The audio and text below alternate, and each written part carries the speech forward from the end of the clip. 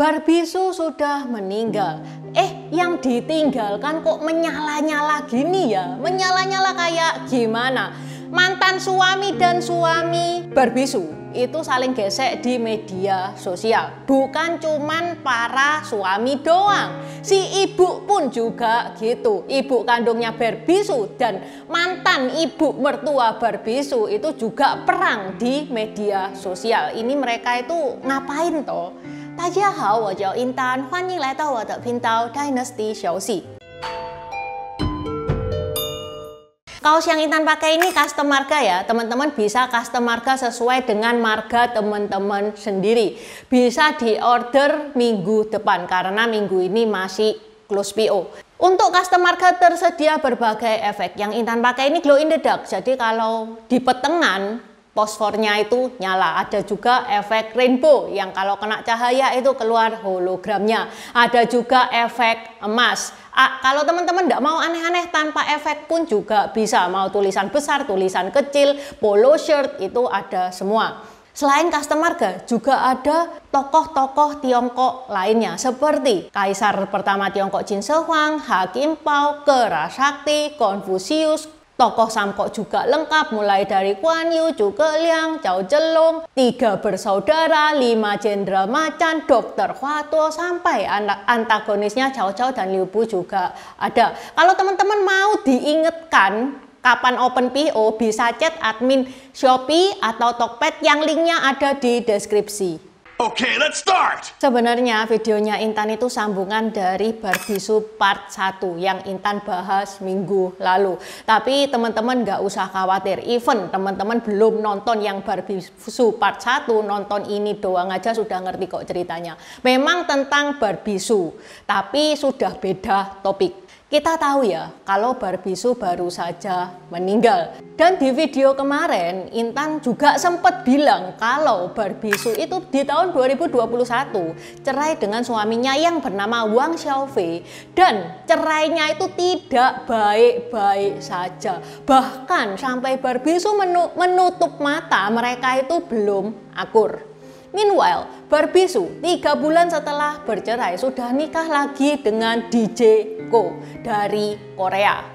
Cerai tidak baik-baik saja itu kayak gimana? Setelah Wang Xiaofei dan Barbisu ini bercerai, nggak lama kemudian Wang Xiaofei itu upload di medsosnya tentang pengeluaran kartu kredit. Yang mana di situ kelihatan banget kalau Barbisu itu belanja perhiasan. Yang mana Wang Xiaofei itu bilang bahwa dia ngasih kartu kredit itu untuk merawat anak-anaknya setelah bercerai. Terus perhiasan-perhiasan itu dibuat apa? Dibuat nikahnya Barbisu sama DJ Ko. Ada juga rumor yang beredar, yang mana rumor itu diduga sama DJ Ko disebarkan oleh buzzernya Wang Xiaofei. Pokoknya itu rumor ngata-ngatain DJ Ko. Ngata-ngatain DJ Ko itu numpang hidup sama Barbisu. Karena setelah mereka menikah, DJ Ko itu yang pindah ke Taiwan. Kan mestinya ceweknya yang ikut DJ Ko kan ke Korea. Kalau DJ Ko kenapa dia tinggalnya di Taiwan? Karena dia pengen numpang hidup sama Barbisu. Ada rumor yang kayak gitu. Tapi sama DJ Ko ini dibantah. Dia bilang dia di Taiwan itu ngalah loh. Karena Barbisu itu pengen deket sama keluarganya. FYI ya guys ya, rumahnya DJ Ko sendiri di Korea itu bagus loh. DJ Ko itu selain rumahnya besar, dia tinggal di perumahan elit yang mana itu sekomplek sama rumahnya Jennie Blackpink. Tapi DJ Ko ini menyikapi secara dewasa. Ya udahlah, toh yang diilok-ilok nih cuman aku. Anggap aja itu anjing menggonggong. Pokok yang penting Barbie itu bahagia. DJ Ko bilangnya kayak gitu. Nah, sekarang scene berpindah setelah Barbisu meninggal. Setelah Barbisu meninggal, persoalan warisan dan hak asuh anak Barbisu itu diperdebatkan. Jadi Barbisu itu punya kekayaan sebesar 600 juta yuan atau kalau dirupiahkan itu 1,3 T ya, sudah termasuk properti-propertinya Barbisu. Sesuai hukum untuk hak asuh anak, kalau ibu kandungnya meninggal, yang ngedapat hak asuh anak itu ayah kandungnya, Wang Xiaofei, bukan DJ Ko. Itu hukumnya Taiwan kayak gitu. Yang kedua, secara warisannya Barbisu ini yang ngedapat 3 orang. Yang pertama suaminya, Yang kedua, 2 anak-anaknya. Jadi suami ya, bukan mantan suami. Jadi yang dapat itu Dijeko sama 2 anak-anaknya. Nah, karena 2 anak Barbisu itu masih kecil, anak kecil kan nggak mungkin nyimpen duit ya kan, otomatis jatuh ke tangannya Wang Xiaofei. Sudah ada ketentuan hukum kayak gitu, entah Wang Xiaofei tidak terima atau gimana dia terus nyerang Dijeko. Yang mana Wang Xiaofei itu nuduh kalau Dijeko itu ngambil asuransi jiwanya Barbisu, yang mana ini pun dibantah sama manajernya Barbisu yaitu Angelina. Nah, Dijeko pun juga gitu karena dia merasa dia digembar-gemborkan matre, nggak punya duit segala macam. Dijeko itu malah ngasih statement bahwa warisannya Barbisu yang miliknya dia bakal kasihkan ke mamanya Barbisu. Tapi ini ditentang ya sama pengacaranya yaitu Chen Yuan. Ya kalau kamu mau ngasihkan nggak apa-apa, kamu kasihkan secara personal.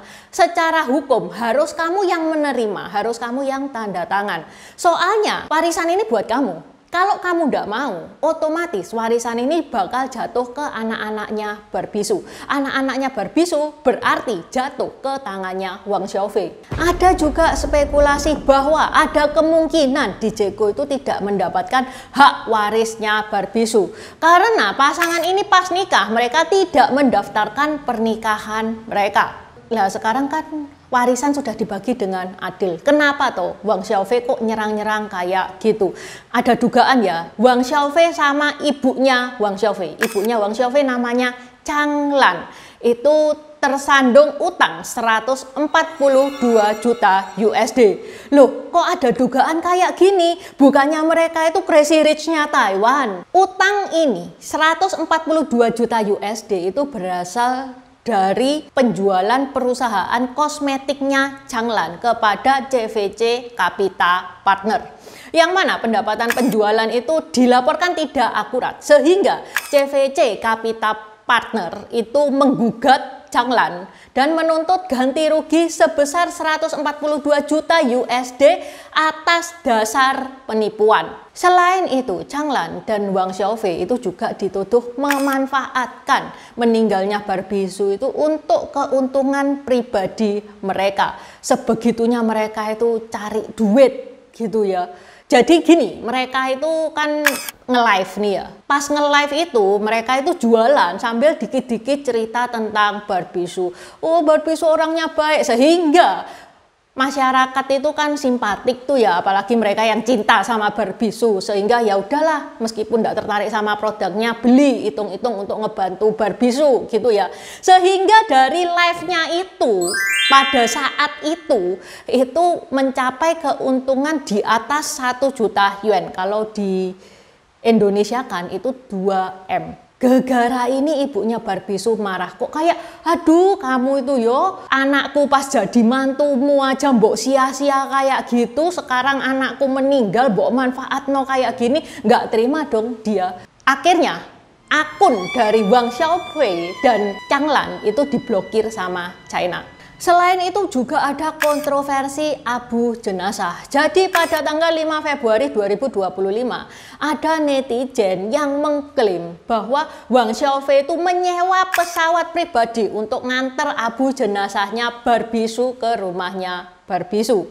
Yang mana didukung dengan videonya Chang Lan sendiri yang mengvideo Wang Xiaofei itu lagi mesen pesawat.